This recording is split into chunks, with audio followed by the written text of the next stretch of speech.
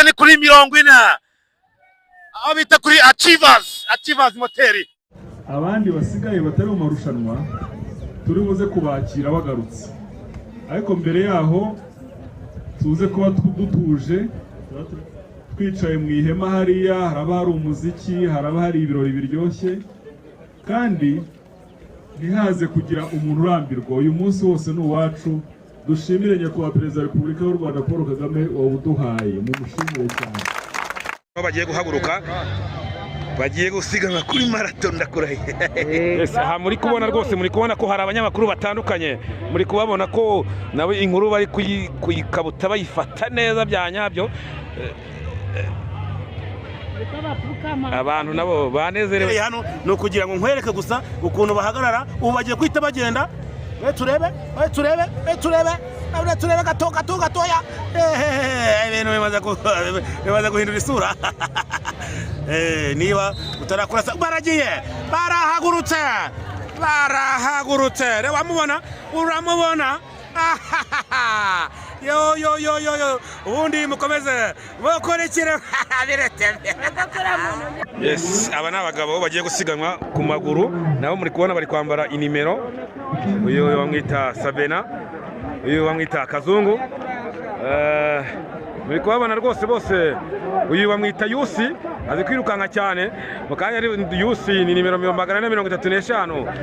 Azi gusiga abantu ku maguru rwose. Mukanya araduha interview, urabona bayi wa mbere. Ndetse na Sabena rwose nawe na Kazungu. Yes. Kazungu ni nimero 68. Uyu nawe nimero 75. Akaba bamwita Manudi Bango. Bagiye kubasiga basiganuze.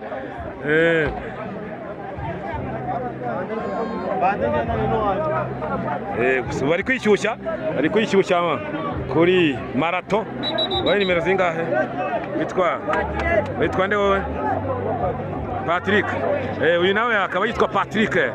Uri kubona ko ni nimero 56 Patrick cyangwa se Pazo.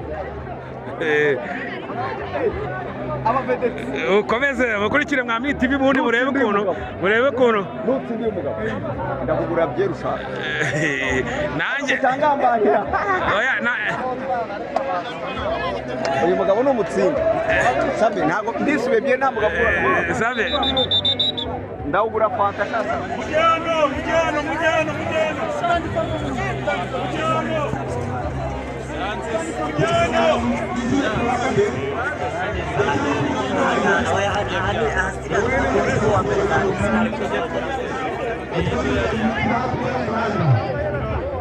Yes, uri kubabona aba batipe bagiye gusiganwa. Mwongeye muragaruka mujye mwigiriza. Yes, ubu bari gufata amabwiriza. Yes, murabona ko bafashe position.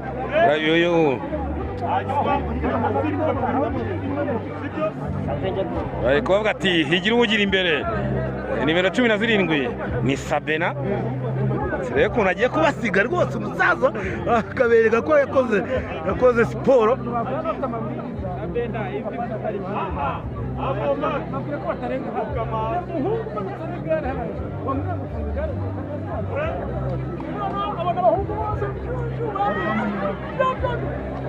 Yaracho mwotsi yaragiye kandi bataravuga kugenda. Baragiye. Uramubona Sabena aragiye, Sabena arabasize. Sabena namba 1 arahare. Umuhungu wa mbere nguyu akaba arabasize rwose.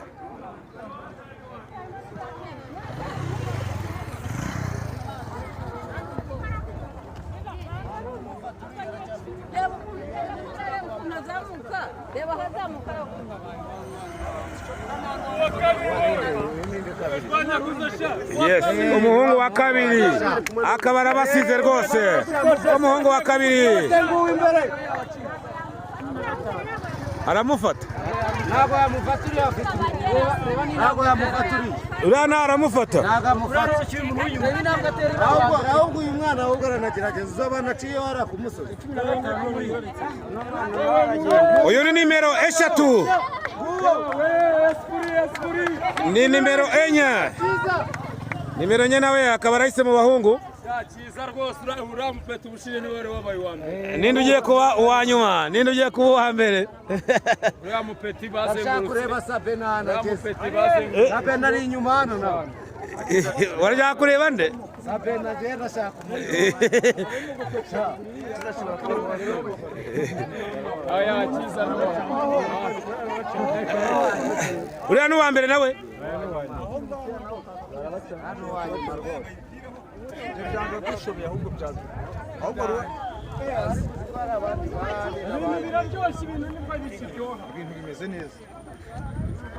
undi muhungu nawe akaba arahise musheni esprit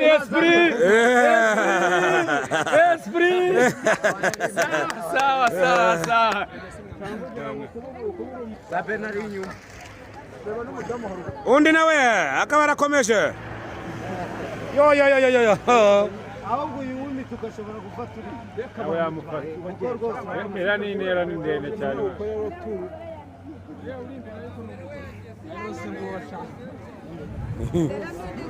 mwamubonye araka yusi ni umwe mu mubuga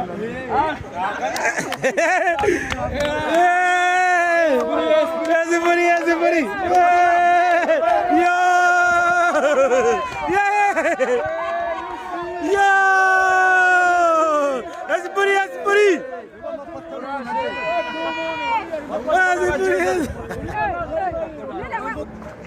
ni ukuvuga ngo ibyumba niho abantu bose baba birukanye maze sabure bari kubasiga nawe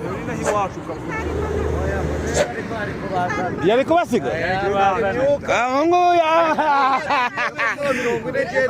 nawe wabikora aravuga ati njye nabikura muzariya mini afite igiha ahantu hazamuka ubunini yavuze pasa neza noneho maze gushyushya birukanka bamanza gukoresha umuvuduko ukabihorera uyu bamwita kazungu kazungu rwose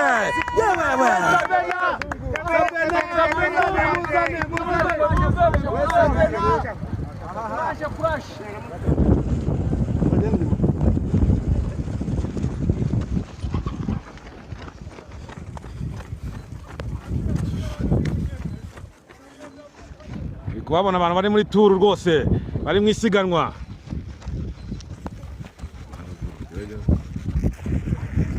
ninde uri busiga undi ninde uri buwa mbere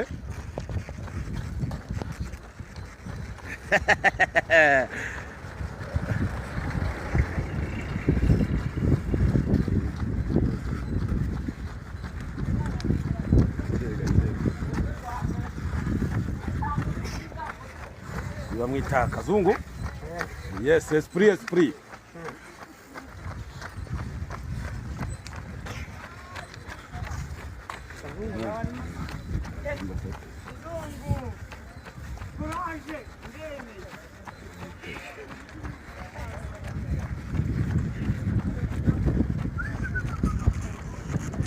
bamwe bari kugenda basigara ninde ugiye kuba uwa mbere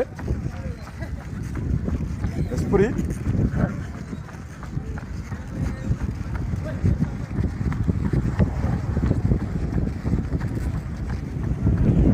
bamwe bagiye basigara abandi ninde ugiye kuba uwa mbere